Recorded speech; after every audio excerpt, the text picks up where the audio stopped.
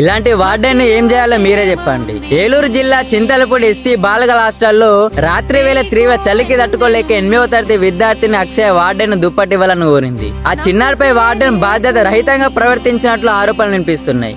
నా పేరు బొల్లా అక్షయ, మాది ప్రగడవరం. నేను చంద్రపూడి జడ్పీటీ హాస్టల్లో చదువుకుంటున్నాను. నేను దుప్పటి అడిగాను, దానికోసం నిన్ను ఎప్పుడో వెళ్ళిపోమన్నది ఎందుకున్నావు అని తిట్టారండి. అయితే రాత్రి సుమారు 10 గంటల సమయంలోనే ఆ బాలికను హాస్టల్ బయటకు పంపించారనే ఆరోపణలు కూడా వినిపిస్తున్నాయి. దాంతో భయంతో ఆ చిన్నారి వెంటనే ఇంట్లో వాళ్ళకి ఫోన్ చేయగా తల్లిదండ్రులు టెన్షన్ తో రాత్రి హాస్టల్ చేరుకొని కూతురు ఇంటికి తీసుకెళ్ళిండ్రు. కొంచెమైనా సిగ్గుండాలి కదా. ఆ చిన్నారి చలితో బాధపడుతూ ఉంటే ఒక దుప్పటి అడిగినందుకే ఇలా ప్రవర్తించడం ఎంతవరకు కరెక్ట్? పిల్లల భద్రత సంక్షేమ కోసం ఏర్పడిన హాస్టళ్లలో ఇలాంటి ఘటన జరగకుండా అధికారులు వెంటనే విచారణ చేపట్టి బాధితులపైన కఠిన చర్యలు తీసుకోవాలని డిమాండ్ చేస్తున్నారు. ఈ ఘటనపై మీ అభిప్రాయం కామెంట్ రూపంలో తెలియజేయండి. అలాగే ఈ వీడియోని ఇద్దరికి షేర్ చేయండి.